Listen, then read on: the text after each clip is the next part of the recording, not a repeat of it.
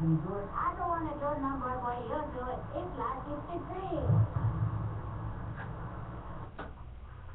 Buenas tardes, Guam and Marianas. We're back with the Golden Monkey Show, and of course, more talk with John Davis. Morning, John. Morning, morning. Hey, Uncle Greg, we're going to head to some national news right now from our NBC affiliate, MSNBC.com. Now, you know, Uncle Greg, you run the board with Jess Lujan and I on the Buzz in the mornings, and every now and then we get calls from proponents of the Chamorro tribe recognition from the Department of Interior, right? Right.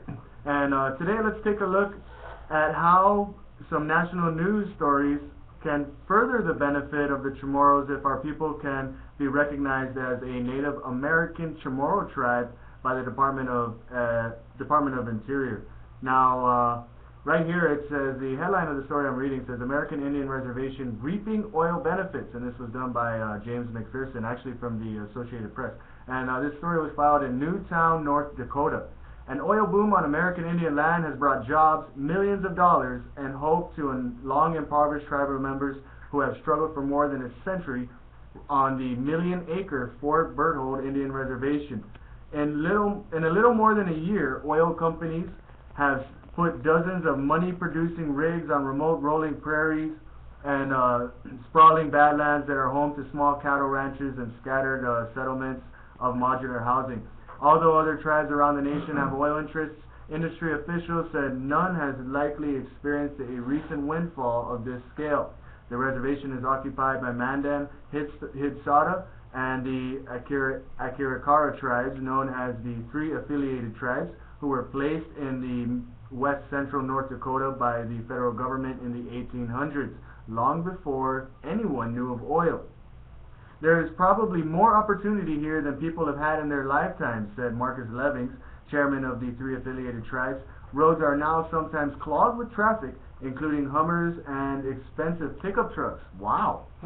Yeah, the local casino is buzzing with free spending locals. Wow, they have money there. Yep. Wow, all right. And tribal members who had moved away to find work are now coming back for the abundant, good-paying jobs. Wow, so I guess there was a struggle for some jobs there, Yep. you know, with the recognition of these individuals as a Native American tribe by the Department of Interior. You know, they get all this federal funding and things like that. Now, the tribal officials say the oil has helped right a wrong done to tribes in the 1950s when more than a tenth of the reservation was flooded by the federal government to create Lake Sakakawea, an 18-mile-long reservoir. Now, please forgive me if I've murdered the name of that lake, you know. And, you know, that, again, you know, this was, they're saying that tribal officials are saying that the oil has helped right or wrong done to the tribe since the 1950s. Well, what happened on Guam in the 1940s, right? We had the liberation of Guam from the Japanese. In the 1950s, we had the Organic Act, which officially made us second-class U.S. citizens. But on the other hand, you know, these people were experiencing pretty much the same, you know, they were going through the same thing as the Chamorro people were back then, but because, you know, they are on the U.S. mainland, you know, they get more benefits from the federal government. Now, it says, since the boom began, lease payments of more than $179 million have been paid to the tribe and its members.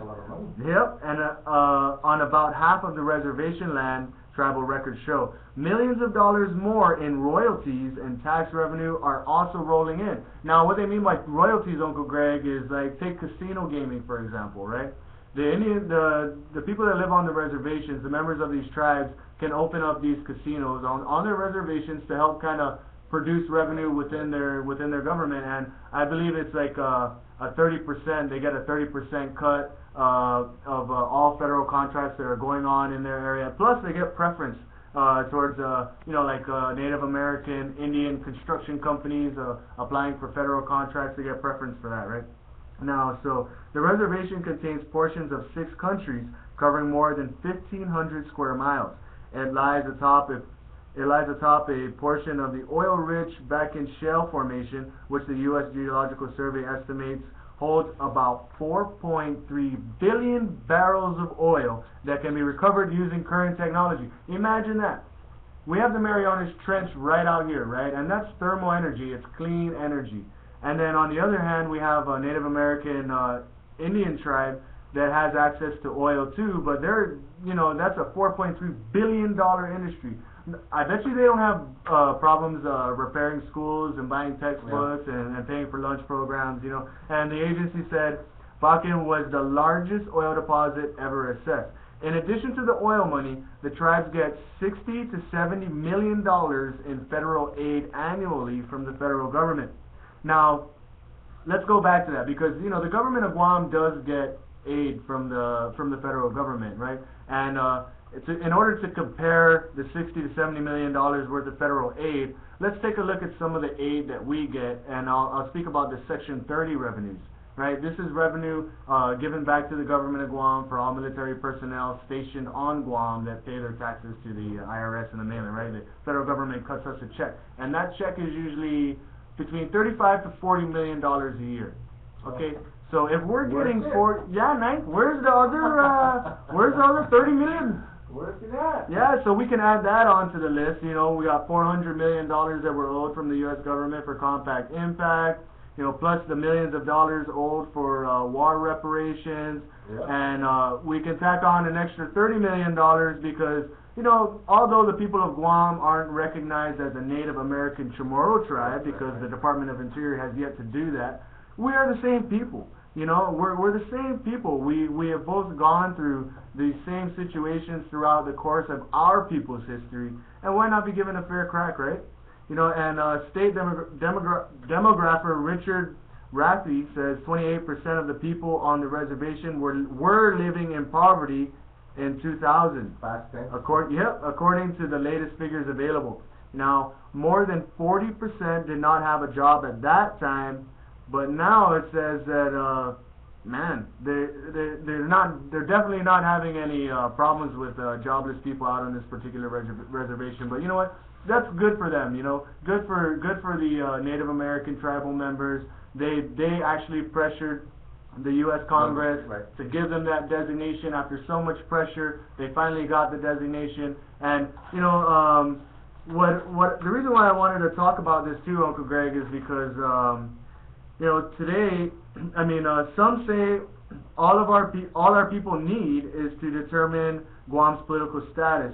But I say, why not do both, right? Why not be on top? Why not be recognized as a Native American Chamorro tribe, as well as be given the opportunity to determine our political status? Right. Yeah, whether it be Commonwealth, Free Association, Independence, and statehood. And it would just really be an additive, if you will, to Guam's economy, considering all the extra federal aid we'll get equal representation, we'll get to vote for president and things of that nature. But even more importantly, now the U.S. Congress has actually recently passed or approved the Native American Hawaiians' request to establish their tribal government. Oh. Yeah, so there's two paths. I don't see any reason why we can't take both. And if you'd like to chime in, 637-6100, that's the number to the phone lines. If you want to tell me what's on your mind, or if you got a birthday request, shout out, or a dedication, you can give us a call. Once again, that number is 637-6100. Don't forget, you can also listen to us on the World Wide Web. Log on to www.kuam.com. Click on the Isla 63 logo. Bada bing. You're in. Coming up, local sports with Dave Delgado. But first, back to the music. Alright. Sige pa ko si Alexander sa vlog, sa kanta niya, sa melodies.